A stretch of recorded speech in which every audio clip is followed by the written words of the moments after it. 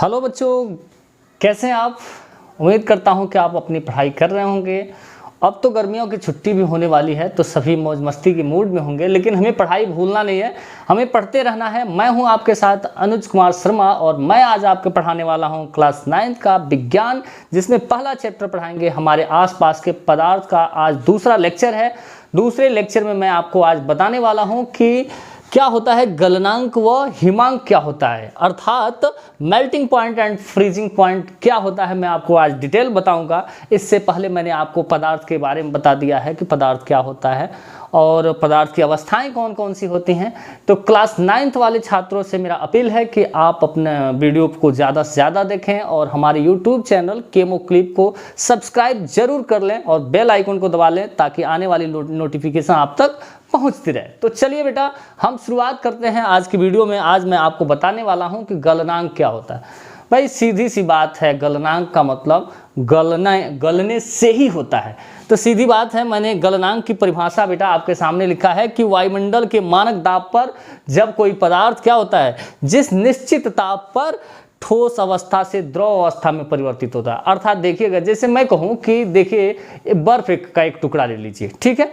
अब बर्फ का टुकड़ा जो ठोस अवस्था में रहता है तो वह जिस निश्चित ताप पर क्या होता है, ठोस से द्रव में बदलने लगता है। यानी कोई ना कोई तो ऐसा ताप होगा जिस पे क्या होता है कि ठोस अवस्था से किस में, द्रव अवस्था में परिवर्तित हो। तो यानी जिस निश्चित ताप पर ठोस अवस्था से द्रव अवस्था में परिवर्तित होता है वही क्या कहलाता है, उस पदार्थ का गलनांक कहलाता है। हिमांक से क्या मतलब है बेटा, हिमांक का मतलब, हिम मतलब होता है बर्फ, हिमांक का मतलब जमने से होता है भाई, जमने से। तो ठीक है, देखिएगा कि वायुमंडल के मानक दाब पर जब कोई पदार्थ यानी जिस निश्चित क्या ताप पर, अब देखिएगा यहाँ पर द्रव अवस्था से किस में बदलेगा, ठोस अवस्था में। जिस निश्चित ताप पर द्रव अवस्था से ठोस अवस्था में परिवर्तित होता है उसे पदार्थ का क्या कहते हैं, हिमांक कहते हैं। बड़ा छोटा सा टॉपिक है बेटा, बहुत ही मजेदार टॉपिक है, आपको समझ में भी आएगा। और मैं बार बार कहता हूँ क्लास 9 के छात्रों से कि आप सब्जेक्ट को रटिए नहीं बेटा, समझिए। जितना अच्छे से आप समझ जाएंगे उतना ही आपके लिए क्या होगा, बेटर होगा। और यह 9th जो शुरुआत है यह 10th के लिए एक सीढ़ी तैयार करता है। तो इसलिए आप अपनी पढ़ाई पर हमेशा क्या रहिए, फोकस करिए और सजगता बरतते रहिए। और पढ़ाई करना है हमको, धीरे धीरे टॉपिक टू टॉपिक जानते जाएंगे। तो चलिए एक बार पुनः रिपीट कर लेते हैं बेटा कि गलनांक किसे कहते हैं। तो वायुमंडल दाब पर क्या, जब कोई पदार्थ जिस निश्चित ताप पर ठोस अवस्था से द्रव अवस्था में क्या होता है, परिवर्तित होता है, वही उस पदार्थ का क्या कहलाता है, गलनांक कहलाता है। अभी मैंने बर्फ से क्या किया है, एग्जाम्पल दिया है। और दूसरा आपको बता रहा हूँ हिमांक किसे कहते हैं। तो ठीक मैंने कहा ना, हिम मतलब बर्फ होता है। तो याद करिए कि वायुमंडल के मानक दाब पर जब कोई पदार्थ निश्चित ताप पर क्या होता है, द्रव अवस्था से ठोस अवस्था में। हिमांक का मतलब है द्रव अवस्था से। अच्छा देखिएगा, हम घरों में क्या करते हैं, अच्छा जब कभी हम लोग छोटे बच्चे थे बेटा तो क्या करते थे, गांव में बर्फ बेचने वाला आता था। तो बर्फ बेचने वाला आता था तो हम लोग सबसे ठंडा ठंडा बर्फ लेते थे। भाई हमारे समय में तो क्या रहा है कि वो लाल वाला बर्फ मिलता था, फिर सफ़ेद वाला मिलता था, फिर काला वाला मिलता था, यही 3 बर्फ हम लोग मिलता था। भाई 1 रुपये में 4 बर्फ मिल जाता था, ले लेके हम लोग खाते थे। तो वह ज़माना था, वह समय था, बड़ा आनंददायक होता था। आप भी देखिएगा भाई क्या होता है कि बर्फ को जब कभी बस आज फैक्ट्री में जाइएगा, चाहे घर पे सबके घरों में क्या हो, फ्रिज उपलब्ध है, तो हम लोग क्या करते हैं, बर्फ को पानी से क्या करते हैं, बर्फ में जमाने तो भाई पानी रखते हैं ना द्रव अवस्था से। यानी द्रव अवस्था से किस अवस्था में, ठोस अवस्था में जो बदलता है तो वही अवस्था में जो परिवर्तित होता है वही उस पदार्थ का क्या कहलाता है, हिमांक कहलाता है। बड़ा आसान है, दोनों का थोड़ा सा अंतर है। क्या है, गलनांक में निश्चित ताप पर ठोस अवस्था से द्रव अवस्था में बदलेगा, गलनांक यानी गलना, यानी ठोस अवस्था से किस में, द्रव अवस्था में। हिमांक में क्या है, द्रव अवस्था से ठोस अवस्था। बस 2 लाइन में याद हो जाएगा बेटा। गलनांक में क्या होता है कि ठोस अवस्था से द्रव अवस्था में परिवर्तन होता है, हिमांक में क्या होता है, द्रव अवस्था से ठोस अवस्था में परिवर्तन।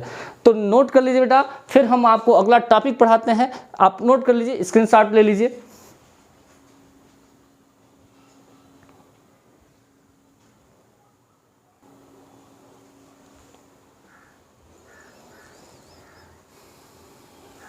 चलिए, तो आपने नोट कर लिया। तो अब इसे हम मिटाते हैं, फिर हम आपको दूसरा नेक्स्ट टॉपिक बताते हैं, उसके बारे में समझाते हैं। तो ठीक है, इसे मिटाते हैं फिर बताते हैं आपको।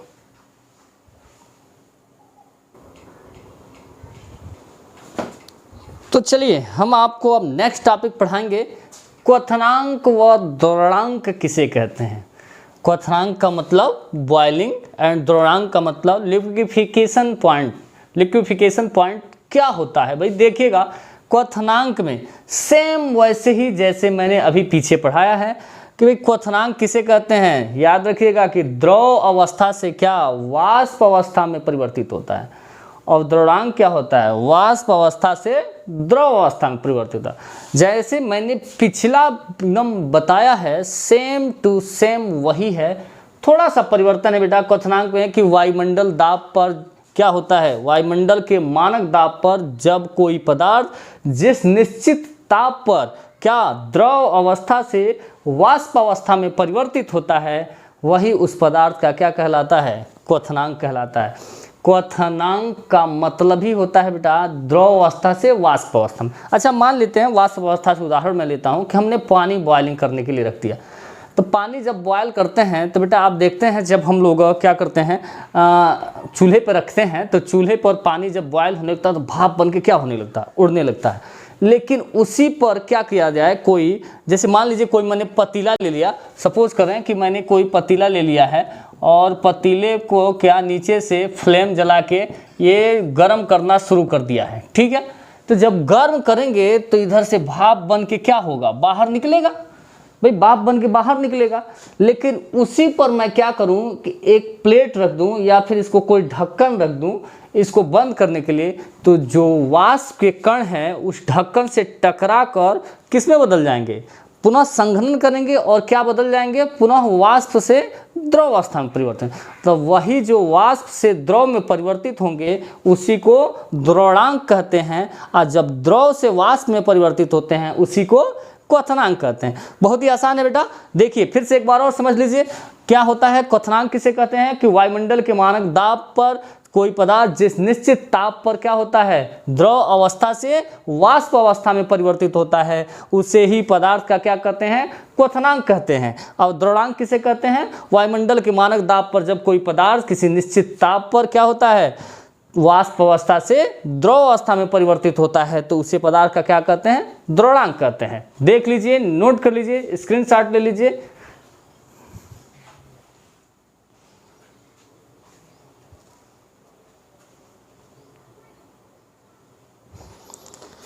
ठीक है बेटा, स्क्रीनशॉट ले लिया। चलिए फिर हम इसे मिटाते हैं और आपको पढ़ाते हैं नेक्स्ट टॉपिक।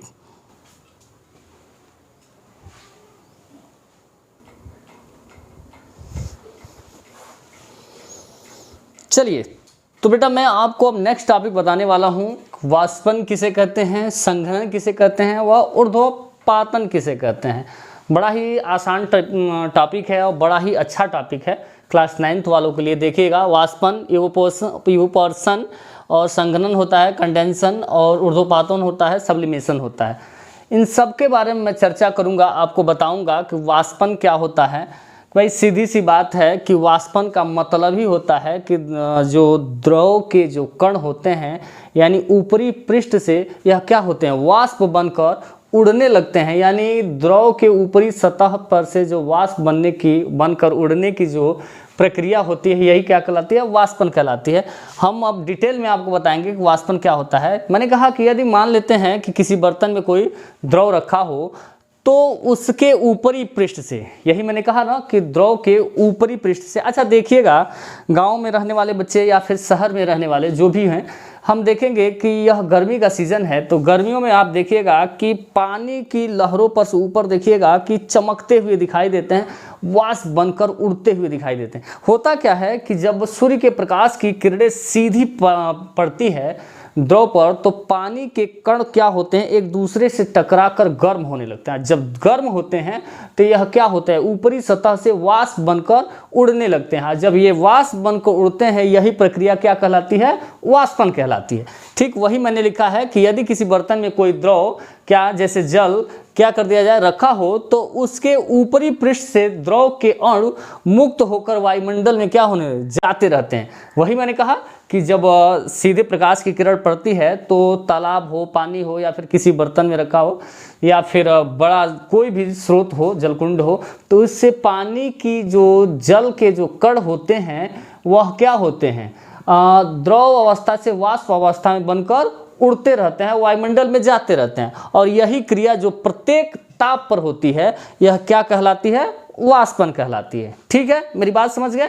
मेरी बात कहने का सेंस क्या था कि जब क्या हो, कोई भी द्रव हो जिसके ऊपरी सतह पर से क्या होता है, द्रव के कण किस अवस्था में, द्रव अवस्था से वाष्प अवस्था में क्या होते हैं, परिवर्तित होते हैं, तो ये प्रक्रिया क्या होती है, वाष्पन कहलाती है। क्योंकि यह प्रक्रिया किसी भी ताप पर होती रहती है। दूसरा क्या हो रहा है कि संघनन क्या होता है। तो संघनन क्या होता है, सीधी बात है कि किसी पदार्थ की वाष्प के द्रव अवस्था में परिवर्तित होने की। भाई वाष्प ऐसा देखे हैं, ठंडी के दिनों में कोहरा जो पड़ता है, देखते हैं जब हम बाइक चलाते हैं या साइकिल चलाते हैं, कोई भी चाहे 4 व्हीलर ही जाते हैं, तो कोहरा इतना घना पड़ रहा होता है। क्या होता है, वाष्प अवस्था से वह किस अवस्था में, द्रव अवस्था में परिवर्तित होता रहता है। वही प्रक्रिया क्या कहलाती है, संघनन कहलाती है। मैंने लिख दिया है कि किसी पदार्थ की वाष्प के द्रव अवस्था में परिवर्तित होने की क्रिया को क्या कहते हैं, संघनन कहते हैं। ठीक है। ऊर्ध्वपातन क्या होता है, सीधी बात है भाई, एक लाइन में बता दे रहा हूँ।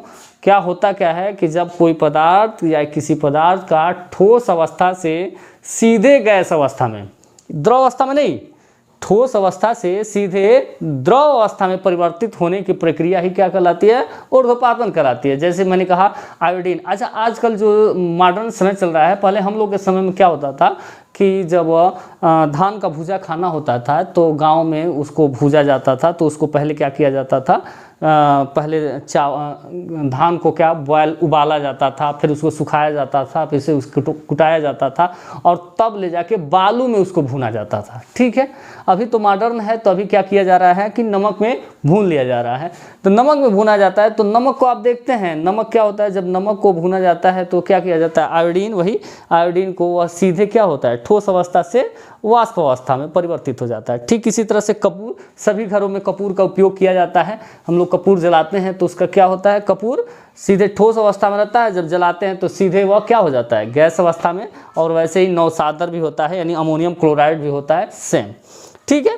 तो ऊर्ध्वपातन का परिभाषा क्या होगा कि कुछ ठोस पदार्थ दाब एवं ताप की साधारण अवस्थाओं में क्या, अथवा दाब को कम करने पर ठोस अवस्था से सीधे वाष्प होता है। यही मैं बताया हूं ना कि भाई ठोस अवस्था से क्या होता है, सीधे वाष्प अवस्था में चले जाते हैं। इस प्रक्रिया को क्या कहते हैं, ऊर्ध्वपातन कहते हैं। जैसे आयोडीन, कपूर, अमोनियम क्लोराइड या नौसादर। ठीक है बेटा, मैंने सबके बारे में आपको वेल डिफाइन किया, अच्छी तरह से बता दिया। हम आपको यूं ही पढ़ाते रहेंगे। आप हमारा सपोर्ट कीजिए और हमारे यूट्यूब चैनल केमो क्लिप को सब्सक्राइब कर लीजिए, ताकि आने वाली वीडियो आप तक पहुंच पाए। बेटा मैं आपको फ्री ऑफ कास्ट पढ़ाऊंगा और प्रत्येक पूरा चैप्टर आपको पढ़ा दूंगा। साइंस में जो आपको दिक्कत महसूस हो गए तो आप हमें कमेंट सेक्शन में हमसे पूछ लीजिएगा। आप हमसे प्रश्न कर सकते हैं, कोई भी समस्या हो। तो फिलहाल आज के टॉपिक में मैं आपको इतना ही बताऊंगा। कल फिर से नेक्स्ट टॉपिक में आपको एक नेक्स्ट वीडियो में एक नेक्स्ट टॉपिक के साथ आपके साथ हाजिर रहूँगा और आपको पढ़ाता रहूँगा। आप पढ़ते रहिए और हमारे यूट्यूब चैनल केमो क्लिप को देखिए, इसे सब्सक्राइब करिए। Thank you.